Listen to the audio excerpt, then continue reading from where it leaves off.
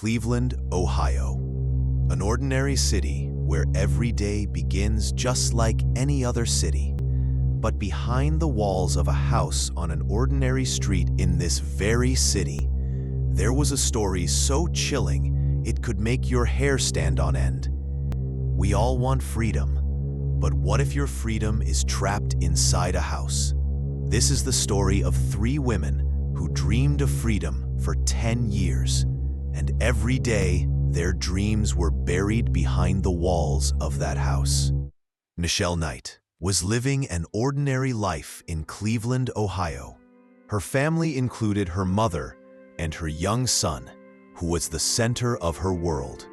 Michelle was a cheerful and lively woman, but she was facing some difficulties in her life. She was a divorced woman and was in a custody battle for her son. Every day brought new hope that she would be able to care for her son again. Her goal was simply to build a better future for him. 23rd August 2002 became the darkest day of her life. On that day, she had to go to a custody hearing for her son. It was morning, and she was walking towards the court.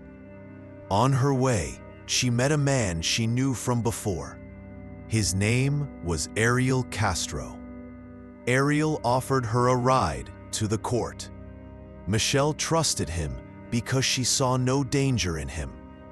But as soon as she got into the car, Ariel knocked her unconscious. When she woke up, she was trapped in a dark, confined room. She realized her life had come to a standstill. Ariel Castro, to the outside world, was a school bus driver and a friend to his neighbors. But inside, he was a savage beast. He was an addict and unemployed. He had tried to do such things before, but had failed.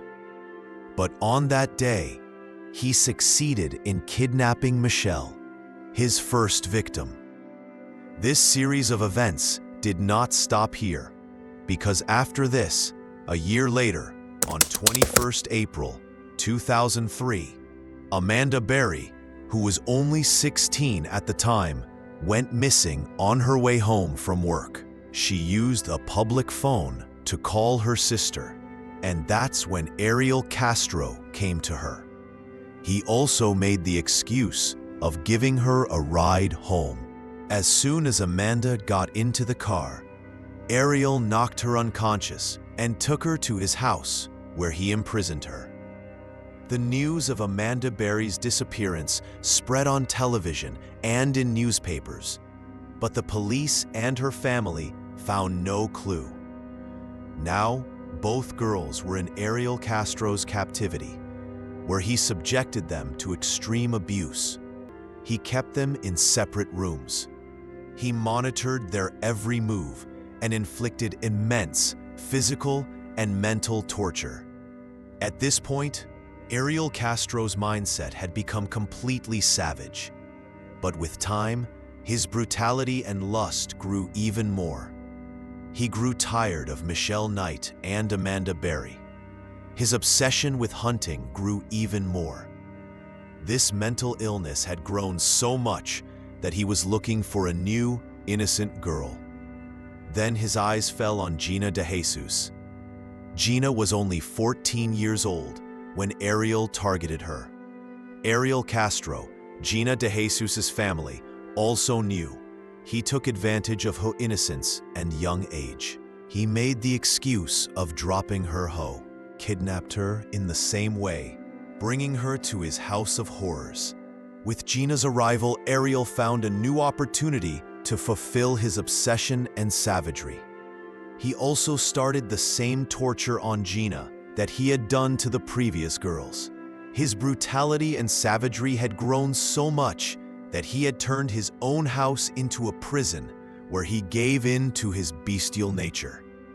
For the next 10 years, these three women remained captive in Ariel Castro's house of horrors. He kept them in locked rooms with chains and locks. They were each kept separately and subjected to constant mental and physical torture. He threatened them that if they tried to escape, he would harm their families. In this horrible period, Amanda Berry gave birth to a daughter in 2006. This child was the daughter of the very devil who had ruined Amanda's life. This child's birth did not happen in a hospital, but in that same house of horrors. In that time of pain and suffering, Michelle Knight played the role of a nurse and a midwife. After 10 years of torture and suffering, on 6th May 2013, fate took a turn. Ariel Castro had gone out and had forgotten to completely close the door. When Amanda Berry saw that the door was not completely closed, she began to scream for help with all her might.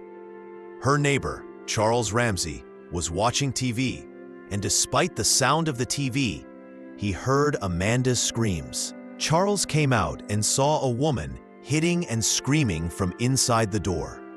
Charles tried to break the door, but it did not break. Then he pushed the door with all his might, so much so that she was able to get out.